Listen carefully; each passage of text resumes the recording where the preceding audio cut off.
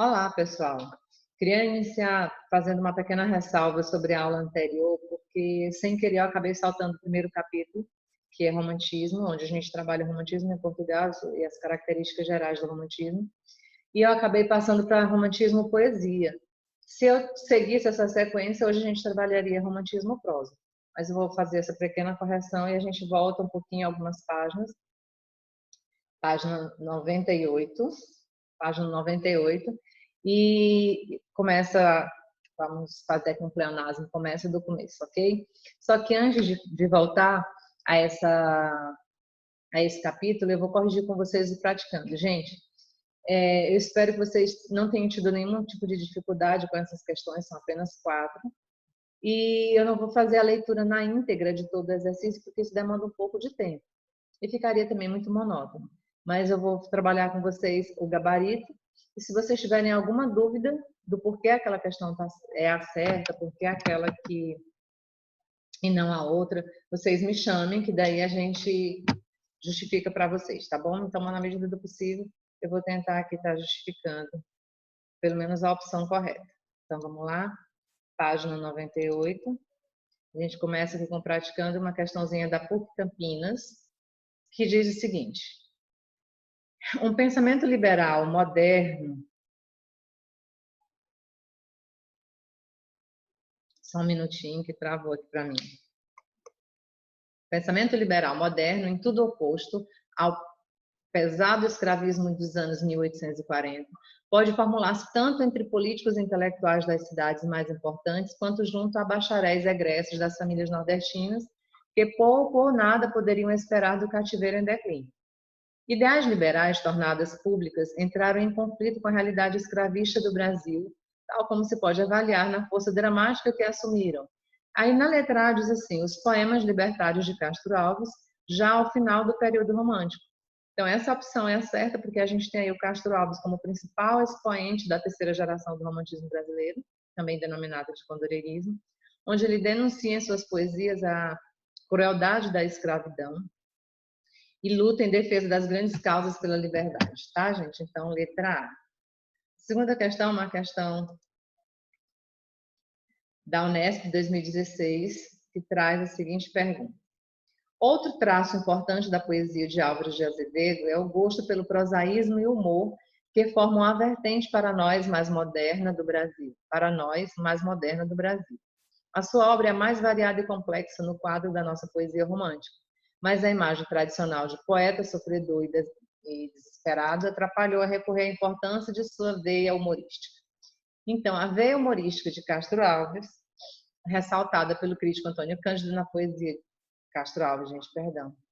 A veia humorística ressaltada pelo crítico Antônio Cândido na poesia de Álvares de Azevedo está bem exemplificada em. A gente vai lá para a questão correta, letra E. Na letra E ele diz assim, quando... Na letra E, gente, passei demais, é aqui. Pronto, letra B. Ontem tinha chovido, que desgraça, eu ia a trote inglês ardendo em chama, mas lá vai, senão quando uma carroça, minhas roupas tapuís encheu de lama.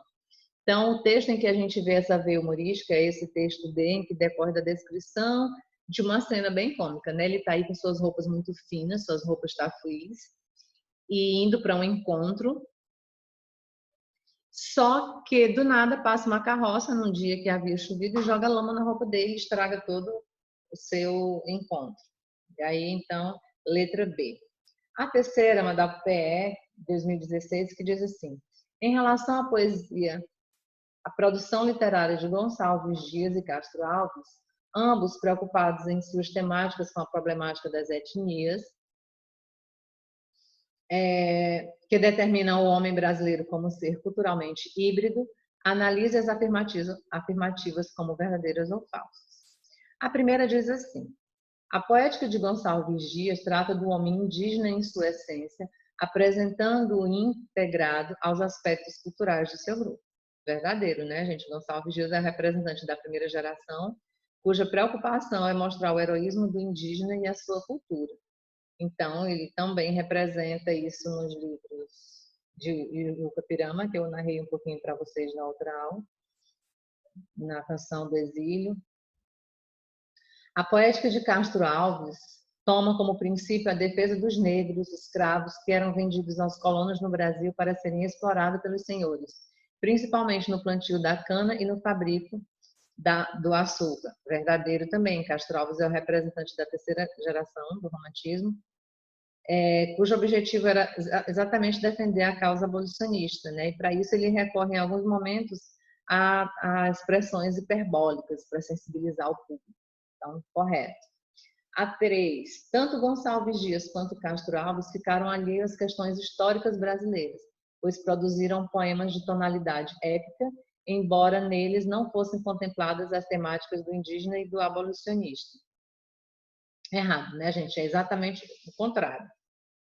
A 4, nos poemas líricos, eles exaltaram o sentimento amoroso de modo diversificado. Enquanto Gonçalves Dias idealiza a imagem feminina, Castro Alves imprime-lhe um sentido sensual, o que já prenuncia o movimento posterior do romantismo.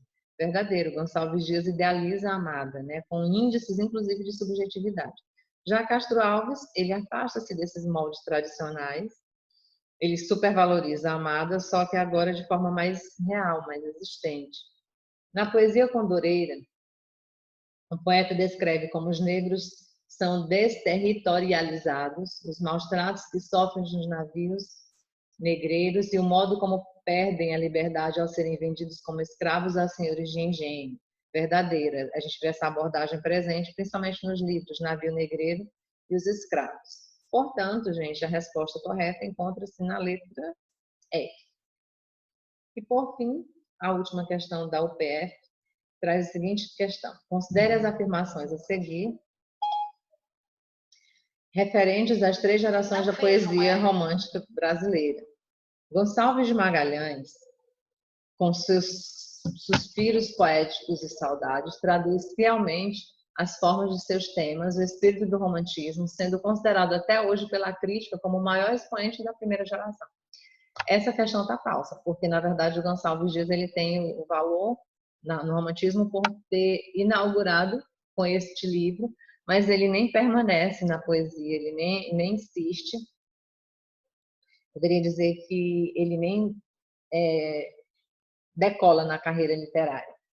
Nos autores da segunda geração, como Álvares de Azevedo e Casimiro de Abreu, o nacionalismo e o indianismo da geração precedentes cedem lugar a uma poesia marcada pelo individualismo, pela confissão íntima e pelo extravasamento subjetivo. Correto.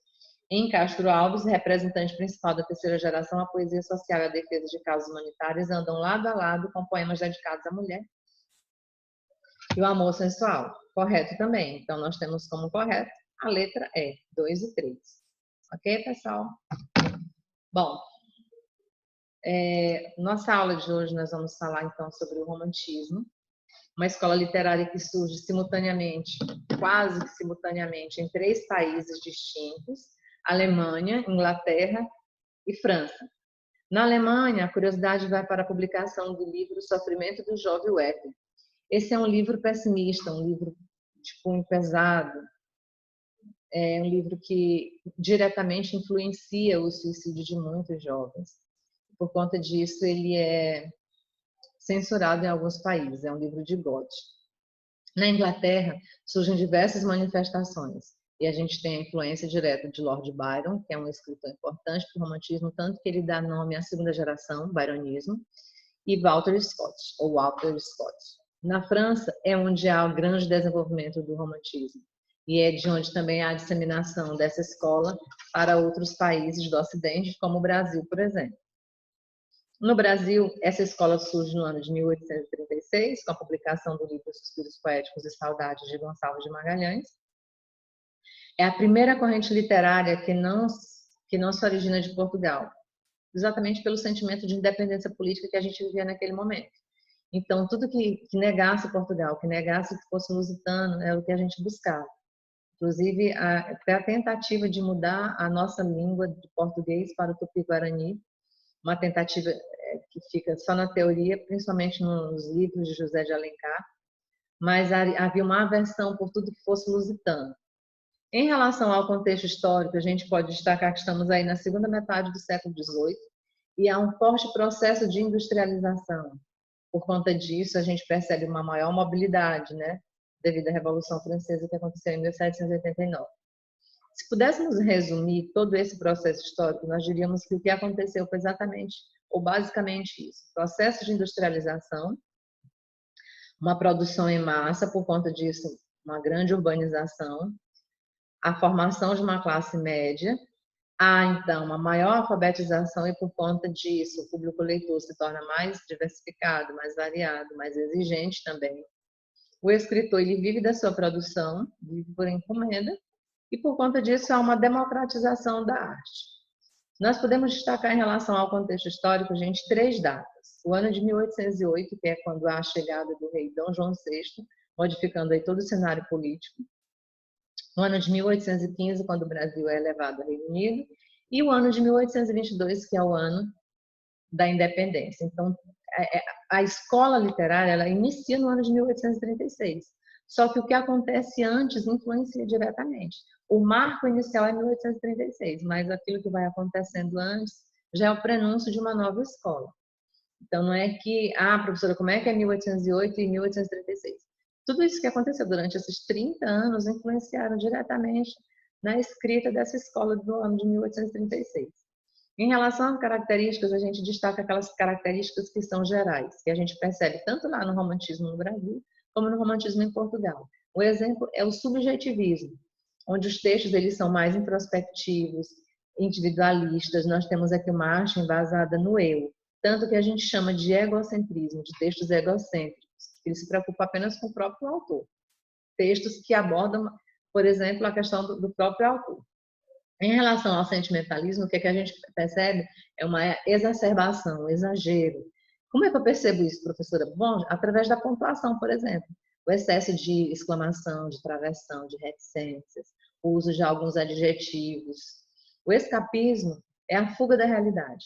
Por não conseguir nem entender, nem compreender, interpretar essa realidade de uma forma objetiva, o escritor ele entende que não há solução. Como não há solução, ele busca a fuga. Para onde que ele vai fugir? Para 2 lugares. Lá para a natureza, longe da sociedade opressora, que é um lugar de paz e aconchego, e no tempo. No tempo, 2 momentos. No tempo histórico, onde ele retorna lá à era dos cavaleiros medievais, onde havia muitas vitórias, muitas lutas, mas também muitas vitórias. E em relação também ao passado individual, onde o passado individual que não tem problemas, lá na infância. A gente tem ainda a questão da valorização da natureza. Como é que a natureza é valorizada? Por exemplo, através de metáforas que são usadas para comparar o sentimento do autor com elementos da natureza. Nossa, meu coração bate mais forte que aquela tempestade. Por ti chorarei rios de lágrimas. E assim ele vai exagerando também. O sentimento de missão cumprida significa que o poeta romântico ele se sente um ser genial, um ser à parte. Ele literalmente se acha, né? Então, ele acredita que as suas ideias podem ser bem interpretadas através de seus textos. Ele pode expressar isso através de seus textos tranquilamente. Ele tem uma certa soberba.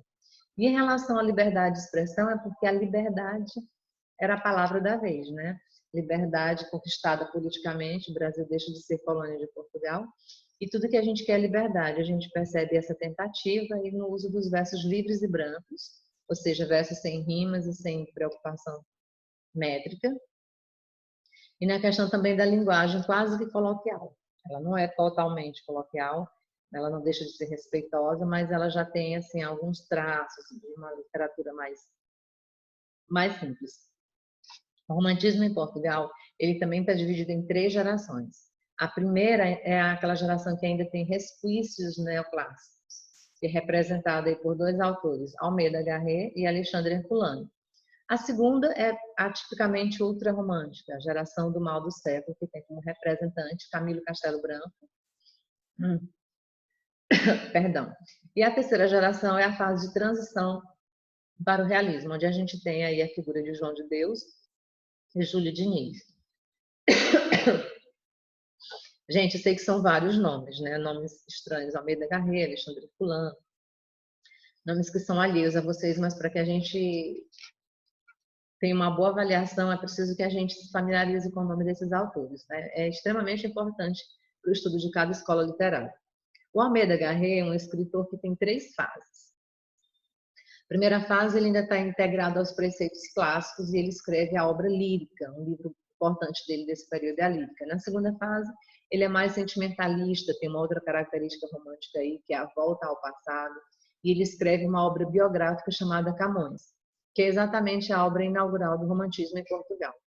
E a terceira fase é a fase tipicamente romântica, onde ele escreve 2 livros, características totalmente românticas, sem resquícios neoclássicos, que é Flores Sem Frutos e Folhas Caídas.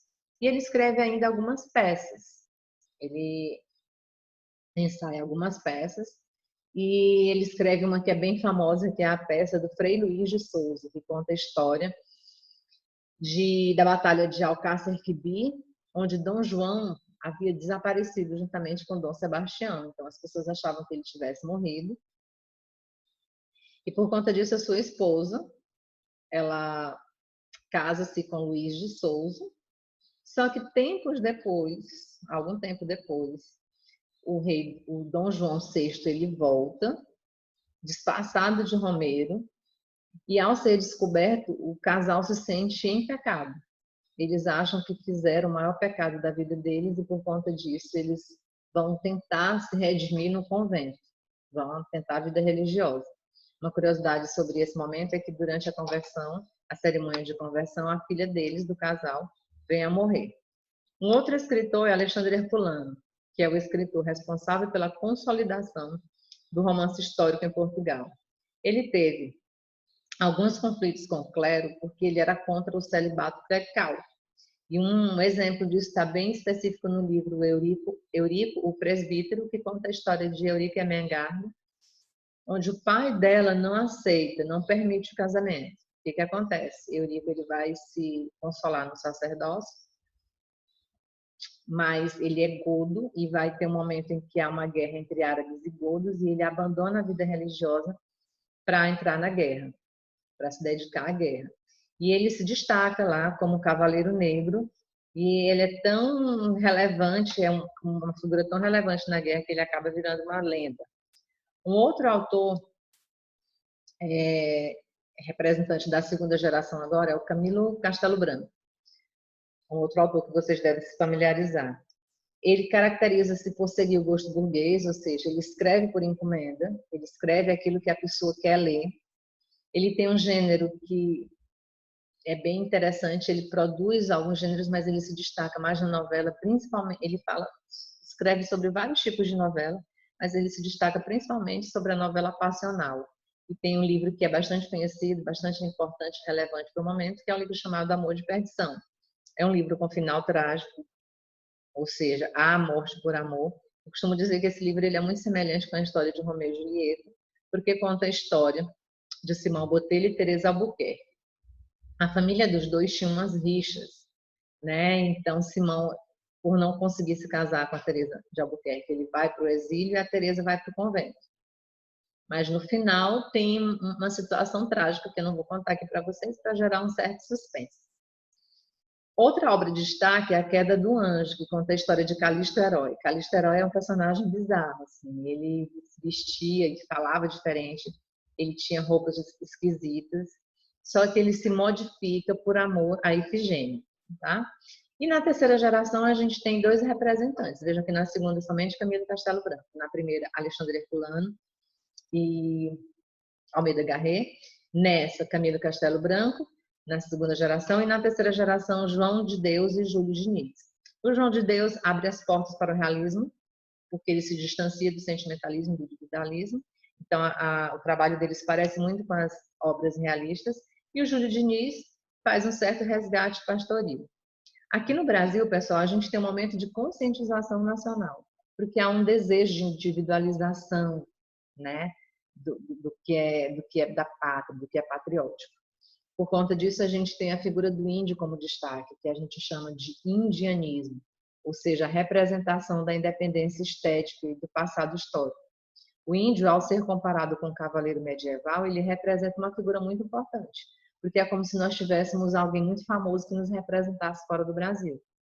Na época, esse ser que representava o Brasil lá fora era o índio. E ainda, para finalizar, a gente tem o teatro romântico. O teatro romântico é representado pelo autor Martins Pena, que é o fundador do Teatro Nacional. Ele escreve, além de comédias, dramas, onde ele aborda os costumes daquela época. E ele faz personagens tipo. Nesse personagem tipo, ele aborda a figura do roceiro, do burguês, do estrangeiro. E era bastante humorístico e satírico também. Uma peça que representa essa comédia dele é a peça Juiz de Paz na Roça. É isso, pessoal. Bons estudos e até a próxima.